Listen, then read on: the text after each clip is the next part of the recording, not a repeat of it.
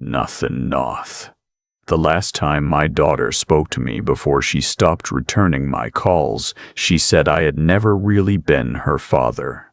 That I had been a ghost who paid the bills and showed up at graduations but was never actually there. I stood in my kitchen holding the phone long after she'd hung up, listening to the silence, and I thought, maybe she's right. My name is Robert. I'm 61 years old. I spent 32 years building a landscaping business from nothing, a second-hand truck, a used mower, and calluses that never fully went away. I gave my children everything I didn't have growing up. Private school, vacations, a college fund neither of them had to touch because I paid for it outright. And still, at 61, I was alone. My son lived in Seattle.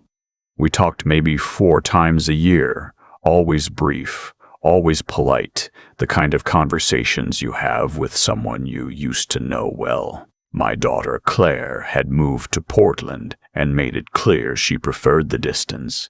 My wife, their mother, had passed 6 years earlier from a stroke that came without warning on a Tuesday morning. After that, the house got quiet in a way I never got used to. I had sold the business 2 years before all of this happened.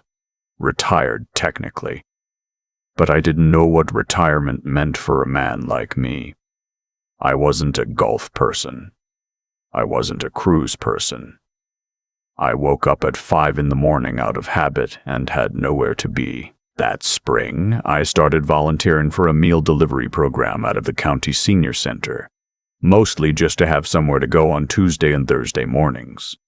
You load up a cooler in your car, drive a route, knock on doors, hand people a hot meal, exchange a few words. Simple. It got me out of the house. That's how I met him. His name was on my route as Harold. No last name listed, which I thought was odd. The address was on the edge of town, down a long gravel driveway, set back from the road behind a row of old oak trees. The house was large, not ostentatious but solid, the kind of house built in the 1950s by someone who intended it to last. Wide porch, good bones, gutters that needed cleaning. The first time I knocked, nobody answered. I left the meal in the insulated bag by the door as instructed, and drove away. The second week, the door opened before I could knock. He was tall, even in his 80s. Broad-shouldered, though age had pulled at him some. White hair, close-cropped. He wore a flannel shirt tucked into khaki pants and looked at me the way you look at a stranger who might be useful or might be a nuisance. "You're new," he said. "Yes, sir. Robert. I took over this route about 3 weeks ago." He studied me for a moment. "You ex-military?" I shook my head. "No, sir. Landscaping." Something shifted in his expression, though I couldn't tell what it meant.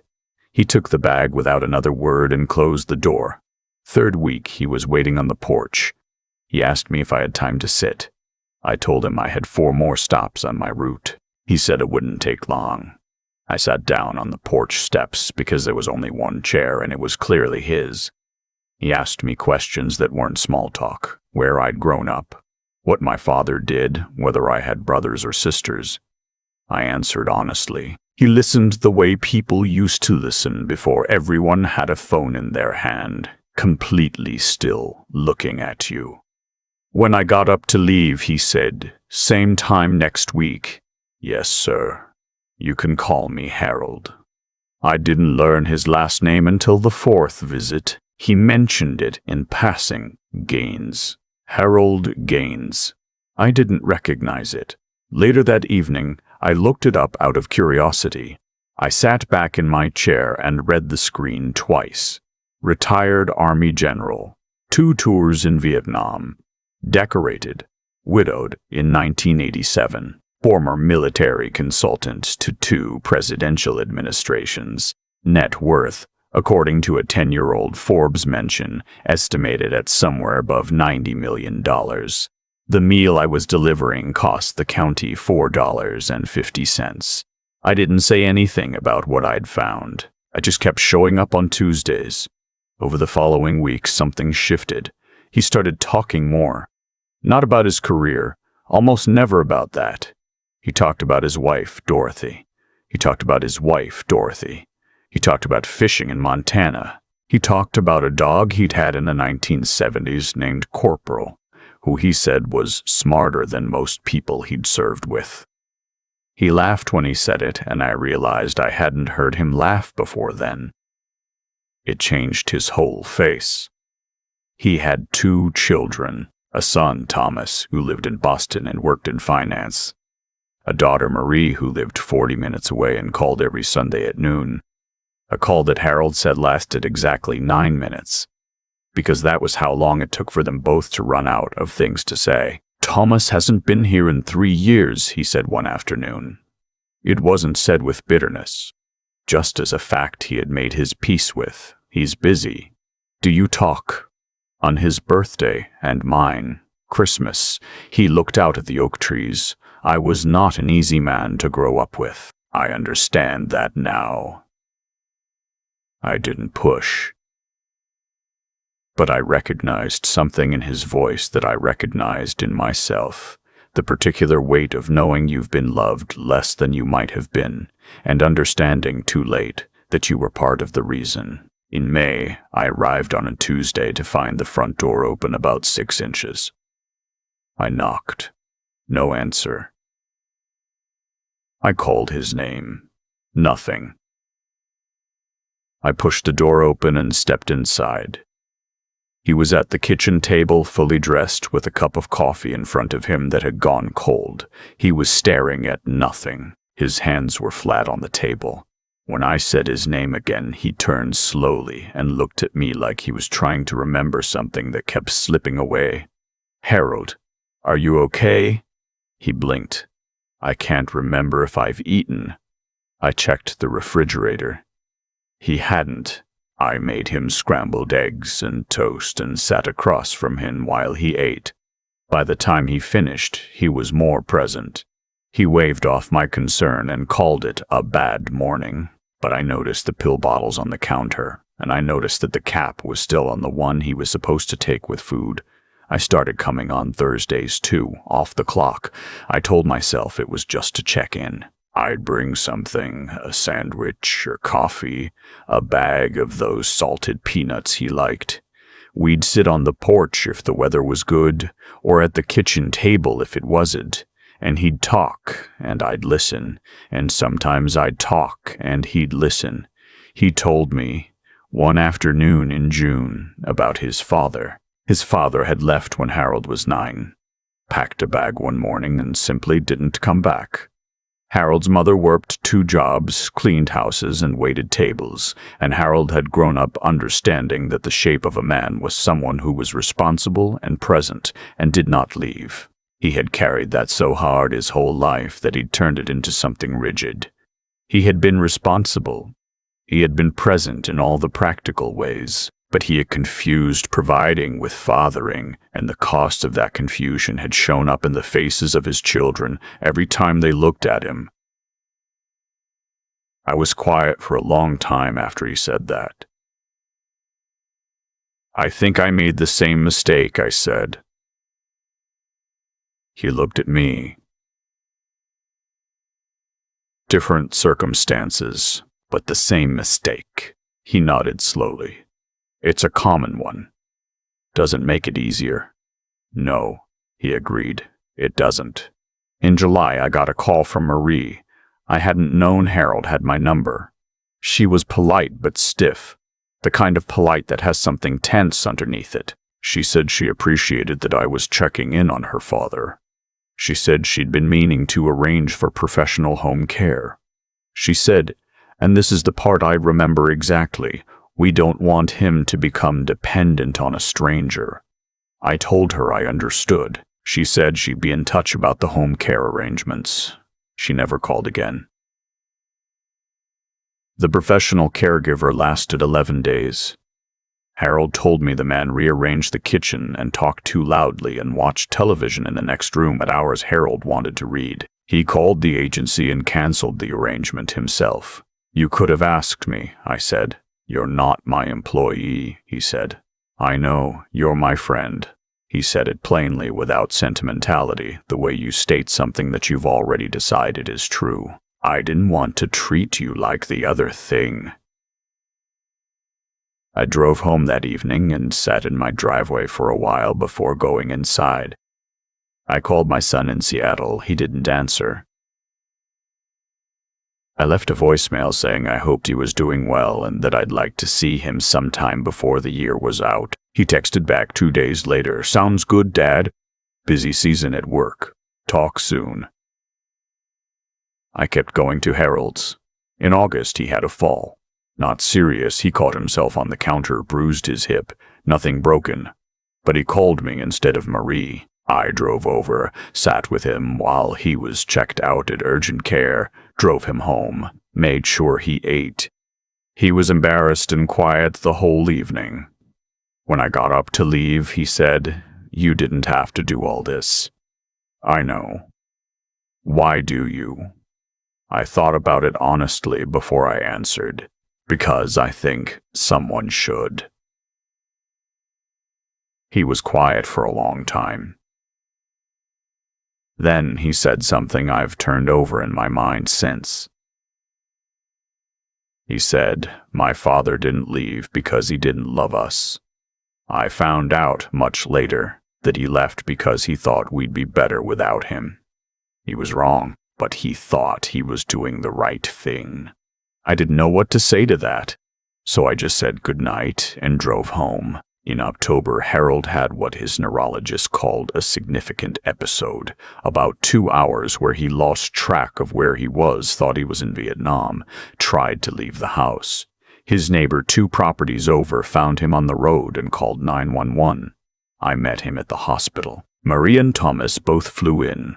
I introduced myself in the hallway. Marie shook my hand coolly. Thomas looked at me like he was trying to figure out what category I belonged to. They were pleasant and slightly formal, and made it clear without saying so directly that they would be handling things from here. I visited once more after Harold was released, when I knew his children had gone back to their lives. He was sitting on the porch, wrapped in a heavy cardigan, even though it wasn't that cold yet. He looked smaller than he had in the spring, but his eyes were clear. "They want to move me," he said. "What do you want?" "I want to stay in my own house and die in my own time." He said it without drama. I told them that. "Good." He looked at me sideways. "You know, when you first started showing up here, I thought you wanted something. I probably seemed suspicious. Everyone my age with money seems suspicious to someone." He almost smiled. "But you never asked for anything." "No. Most people want something." "I wanted somewhere to be on Tuesday mornings," I said. "That was the whole of it." He laughed. Actually laughed. The full version, not the polite half version he usually allowed himself. I hadn't heard it in a couple of months and I'd missed it. He died in December. His neighbor called me. Apparently Harold had given her my number as a secondary contact. He passed quietly at home in his own bed, which was what he'd wanted. I sat in my car in my driveway for a long time after I heard. I went to the service. It was held at a funeral home in town, small, about 30 people. Marie and Thomas were there. Thomas nodded at me across the room.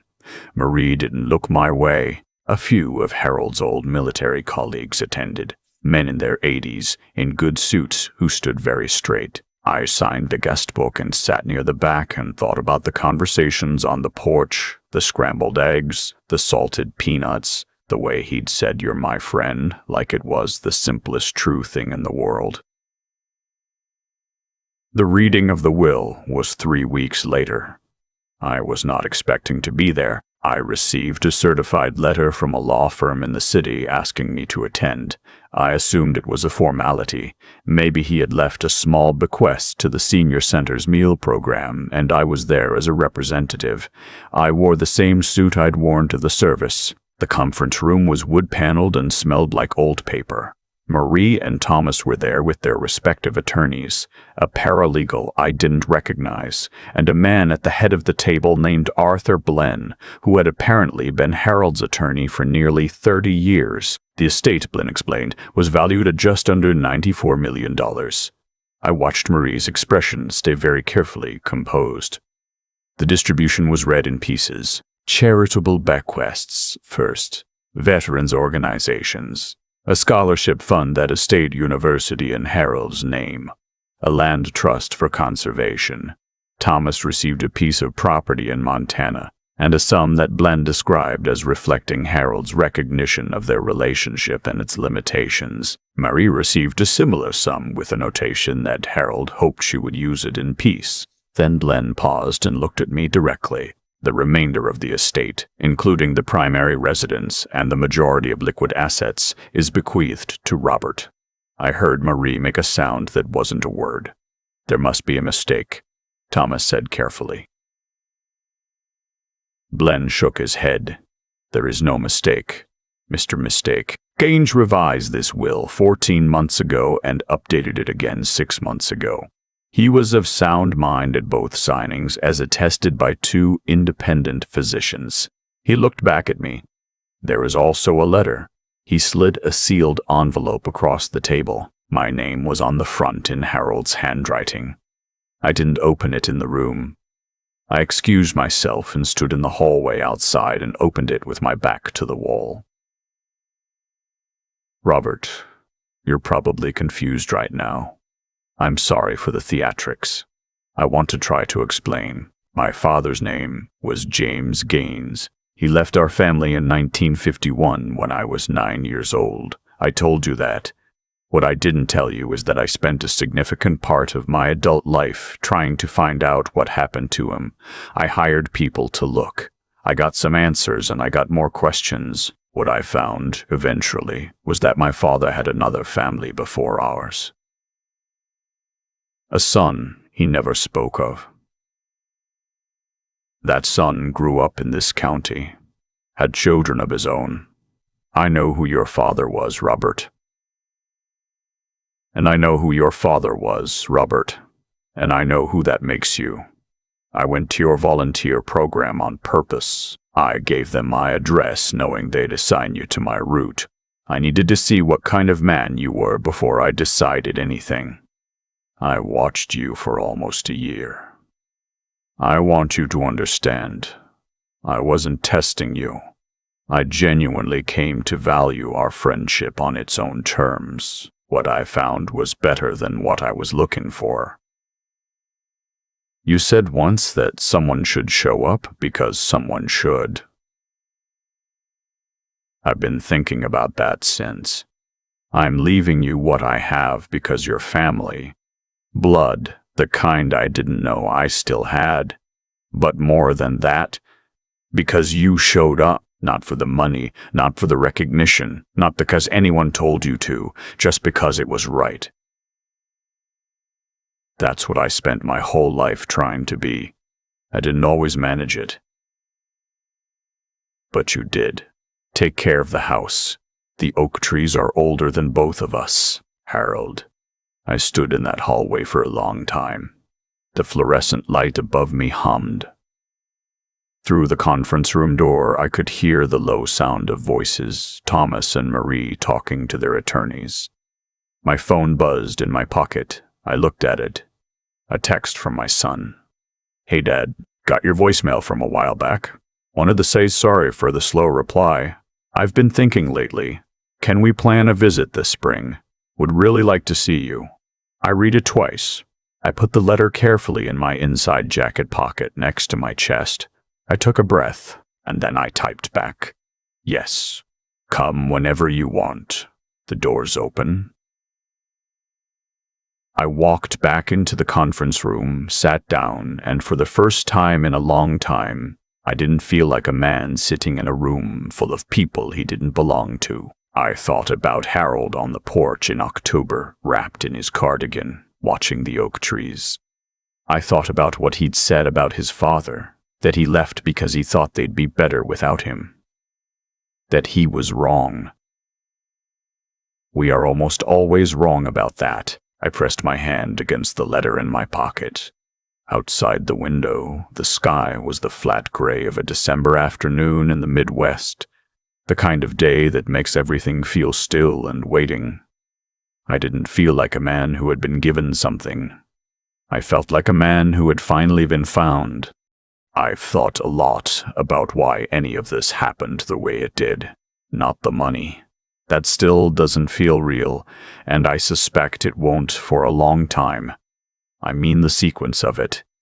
The fact that I signed up to deliver meals on a Tuesday morning because I didn't know what else to do with myself. The fact that his address was on my route.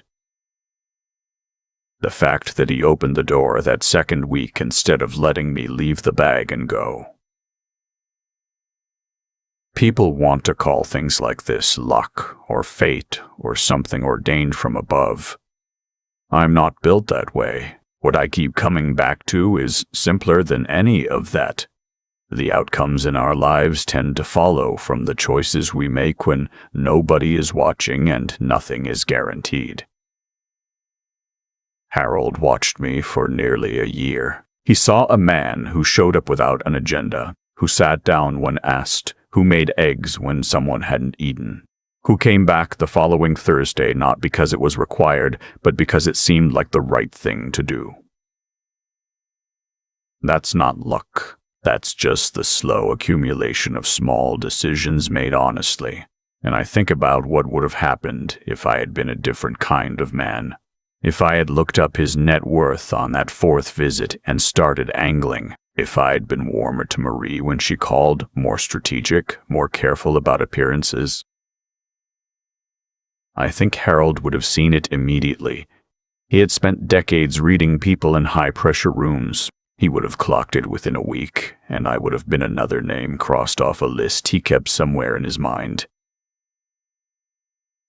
The hard thing about integrity is that it only counts when it costs you something. When I was sitting across from Harold in that kitchen feeding him scrambled eggs, there was no upside I was aware of. His children were distant, his estate was going to go somewhere, and I had no reason to think it had anything to do with me. I was just a man who had sold his business and lost his wife and drifted into a volunteer program to have a reason to get up on Tuesday mornings. Nothing about it was noble. It was just honest. What I take from all of it, from Harold, from the letter, from standing in that hallway with my hand pressed against my chest, is that the qualities that actually determine the shape of a life are the quiet ones. Not ambition, not strategy, not positioning. Patience, consistency, the willingness to show up for someone who cannot offer you anything in return. These are not glamorous. Nobody writes them on a resume. But they compound, the same way interest compounds. Slowly, and then all at once. Harold spent his life being rigidly responsible and wondering why his children kept their distance. I spent mine working myself into exhaustion and arriving too late to the same question. We were both intelligent men who made the same fundamental error. We confused what we provided with who we were. It took each of us most of a lifetime to see it clearly. What I know now at 61 that I didn't know at 30 is that the people who stay are the people who felt seen, not provided for, not impressed, seen. And the only way to make someone feel seen is to actually look at them, to sit still, to listen without waiting for your turn to speak. My son is coming to visit in the spring. I have a house with oak trees older than both of us. I plan to be on the porch when he pulls into the driveway. And this time, I'm going to let the silence be comfortable, instead of trying to fill it with the right words. That's all any of it was ever asking of me.